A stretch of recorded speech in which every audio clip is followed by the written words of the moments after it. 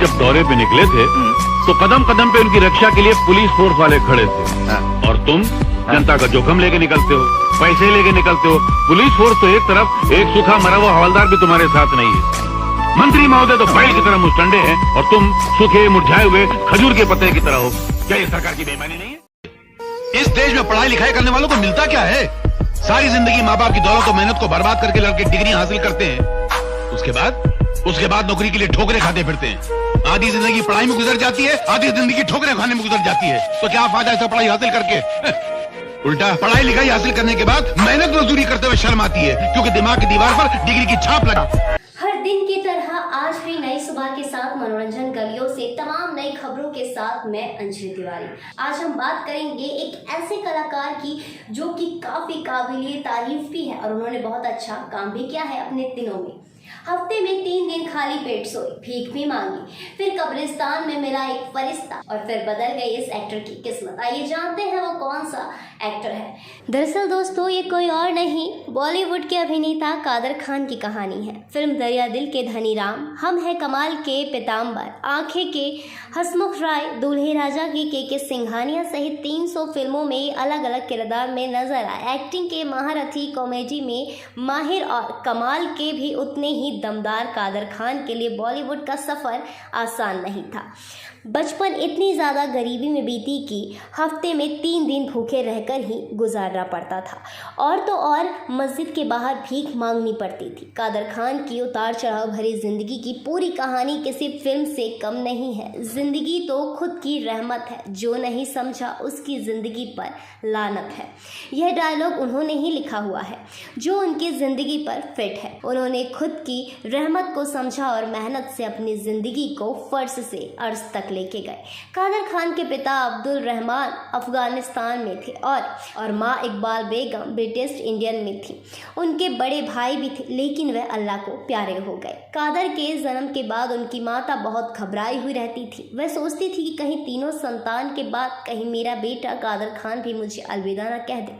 इसी वजह से उनका पूरा परिवार अफगानिस्तान छोड़ भारत आ गया और मुंबई की बस्तियों में बस गए। अम्मी अब्बू के आए दिन झगड़े को देखकर कादर खान बड़े हो रहे थे कि अचानक दोनों का तलाक हो गया। तलाक के बाद वह अपनी मां के साथ अपनी नानी के घर चले गए और कुछ समय बाद ननिहाल वालों ने उनकी मां की जबरदस्ती शादी करा दी। दरअसल उस वक्त में अकेले बच्चे को पाल पाना और औरत का अकेला रहना समाज के लिए अच्छा नहीं माना जाता था। कादर खान को घर की गरीबी बहुत परेशान कर रही थी, लेकिन उनकी मां चाहती थी कि बेटा पढ़ लिख के बहुत बड़ा आदमी बने। छोटी उम्र में कादर खान ने झुग्गी झोपड़ी में अन्य बच्चों की तरह स्कूल छोड़ना और स्थानीय मिल में काम करना जैसा फैसला लिया। लेकिन उन्होंने खुलासा किया कि जब उनकी मां ने उसे शिक्षा के लिए एक मद्रास में भेजा तो वह मस्जिद के पास के कब्रिस्तान में छिप जाते थे और 2 कब्र के बीच बैठ खुद से बात किया करते थे और फिल्मों के डायलॉग बोला करते थे। दरअसल कादर खान ने एक इंटरव्यू में बताया था कि उनकी मां ने उनसे क्या कहा था। उनकी मां ने उन्हें काम करने की बजाय पढ़ाई के लिए मजबूर किया था। उन्हें वो दिन भी याद है जब उनकी मां कहा करती थी कि यदि आज दैनिक मजदूर बन जाते हो तो 3 रुपए ही एक दिन में कमाओगे, लेकिन ये बात जहन में रखना कि अगर इस गरीबी से छुटकारा पाना हो तो पहले तुम्हें खुद को शिक्षित करना होगा। अपनी मां की सलाह के बाद उन्होंने स्कूल में दाखिला लिया और बाद में उन्होंने मुंबई विश्वविद्यालय से संबंधित इस्माइल यूसुफ कॉलेज से स्नातक किया। यहाँ तक कि उन्होंने सिविल इंजीनियरिंग में पोस्ट ग्रेजुएशन भी किया था। कब्रिस्तान में उन्हें एक फरिश्ता मिला था। आइए जानते हैं वह फरिश्ता कौन है। बचपन से ही कादर खान को नकल करने की बहुत आदत थी। जब वे कब्रिस्तान में जाकर 2 कब्रों के बीच बैठ जाते थे तो वह फिल्म डायलॉग भी बोला करते थे। तभी एक शख्स उन्हें दीवार के पीछे से खड़ा होकर देखता था। वह शख्स कोई और नहीं, अशरफ खान थे। जी हाँ, अशरफ खान उस समय एक स्टेज ड्रामा किया करते थे। वह उस समय स्टेज ड्रामा के लिए 8 साल के बच्चे की तलाश में थे। उन्होंने कादर खान को देखा और उन्हें अपने नाटक में काम दे दिया। यहीं से कादर खान की किस्मत बिल्कुल बदल गई। पढ़ाई के साथ कादर खान थिएटर में भी काम करने लगे। उस समय कॉलेज के दिनों में नका एक ड्रामा ताश के पत्ते बहुत फेमस हुआ था। दरअसल उसमें कादर खान ने ही काम किया था। दूर दूर से लोग उनके इस ड्रामा को देखने के लिए आया करते थे।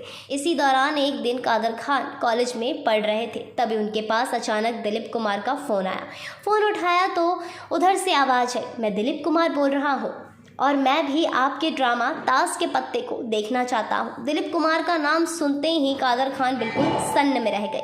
कुछ समय बाद कादर खान ने दिलीप कुमार साहब को जवाब दिया। उन्होंने कहा, आप बेशक आ सकते हैं मेरा ड्रामा देखने, पर इसके लिए एक शर्त होगी। उन्होंने कहा, आपको ठीक समय पे ड्रामा देखने आना होगा क्योंकि गेट बंद हो जाता है और दोबारा नहीं खुलता, और दूसरा शर्त ये होगा कि आपको ड्रामा पूरा देखना होगा। दिलीप कुमार ने उनकी दोनों शर्तों को मान ली और ड्रामा पूरा देखा।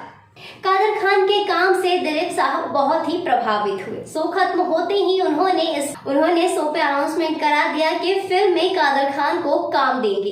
इसके बाद दिलीप ने कादर खान को 2 फिल्मों में साइन कर लिया। यहीं से ही कादर खान का जर्नी स्टार्ट हो गया। उन्होंने काफी अच्छा अभिनय किया, चाहे वो विलन का हो या फिर कॉमेडियन का हो या फिर किसी अच्छे किरदार का हो। उन्होंने इन सभी किरदारों को काफी ही अच्छे से निभाया। लोग भी इन्हें काफी पसंद करते और बहुत ही इन्हें प्यार देते।